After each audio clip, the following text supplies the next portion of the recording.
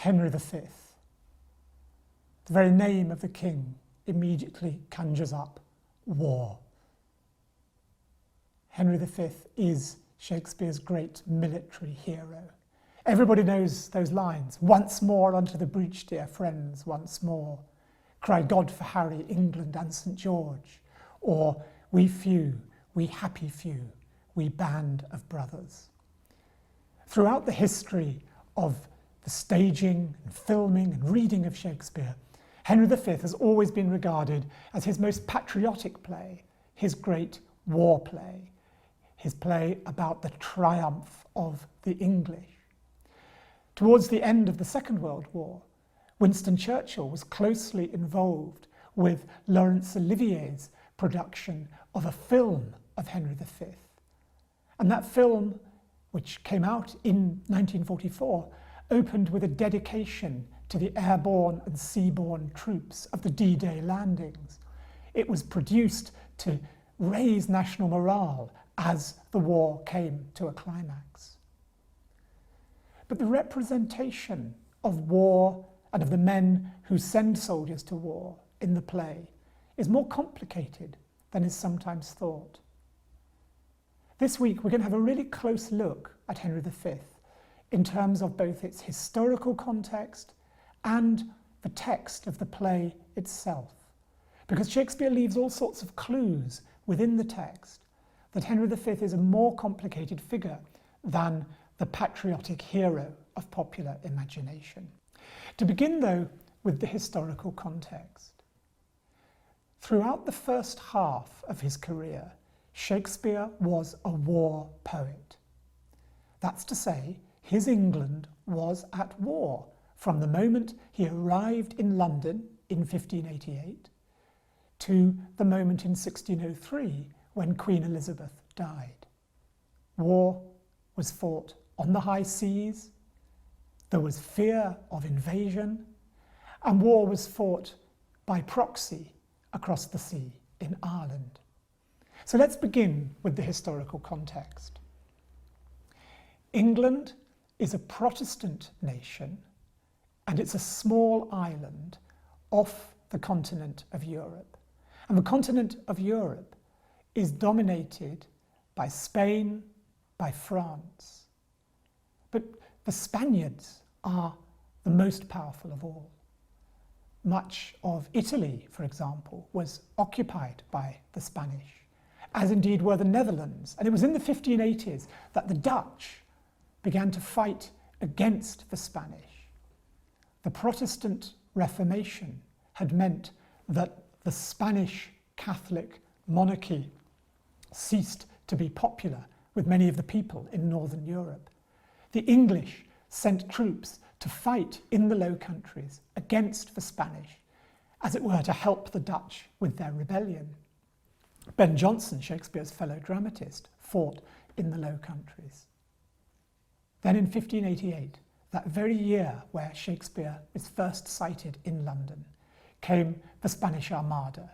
And we all know that story of how the huge fleet was there. Sir Francis Drake was playing bowls on Plymouth Hoe, sees the fleet coming, and then with typical English sang-froid finishes his game of bowls before going down and knocking out the Spanish galleons. Luck also played a part in the defeat of the Armada. A storm blew up and the Spanish ships were scattered. It was felt by the English that this was God, their Protestant God, intervening on their side. Danger was averted and the Spanish had been defeated. Although over the coming years, through the 1590s, they would keep coming back. It wasn't until the end of Queen Elizabeth's reign and the beginning of King James's that a peace treaty was finally settled with the Spanish. I've got here in the collections of the Shakespeare Birthplace Trust a gilt replica of a very famous medal celebrating the defeat of the Armada. The original was made by the miniaturist, wonderful artist Nicholas Hilliard, and it's called Danger Averted. The medal was cast in celebration of the defeat of the Armada, in the sense that God had seen the English to victory. On one side of it, we have the figure of Queen Elizabeth herself, and you can see the sceptre and the orb that she is holding. And then on the back, we have a tree, a symbol of Elizabeth holding the nation together, the English nation, symbol of victory, of harmony. And in the background, you can just see little carved ships representing the scattering of the Spanish fleet. So, a time of great celebration.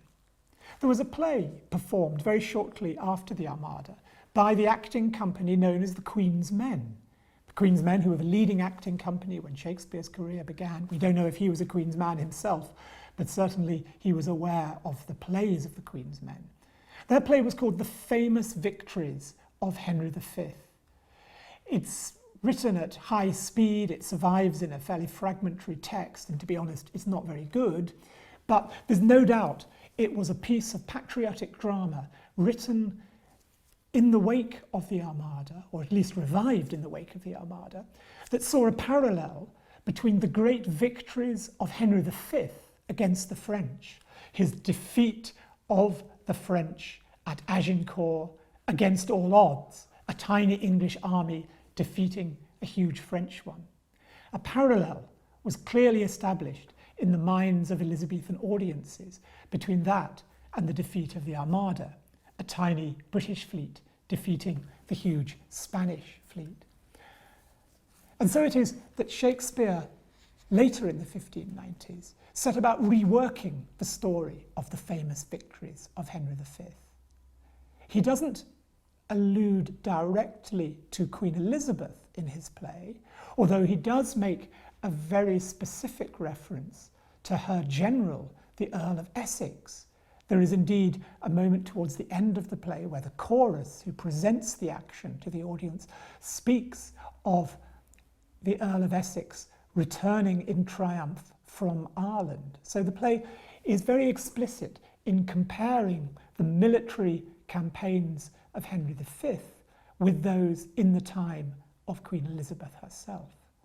Shakespeare's task as a dramatist is to bring the military world alive on stage within the limited resources of his theatre. It's not quite like Laurence Olivier's film in 1944, where you can have thousands of extras on horseback streaming across the fields as if at Agincourt itself. What the chorus tells us in Henry V is that the imagination of the audience is needed to bring alive the world of war, the world of battle.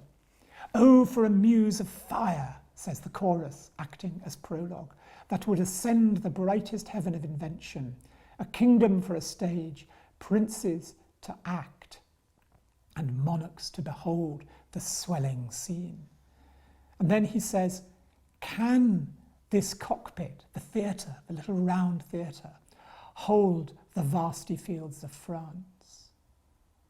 And then he says, what you need is for your imaginary forces to work. You have to imagine the armies on stage. And so it is when the action moves to Dover, as the British fleet is about to set off for France to fight against the French. The chorus returns and invites the audience to imagine the fleet. Imagine, he says, the well-appointed king at Dover pier embark his royalty and his brave fleet with silken streamers. Play with your fancies.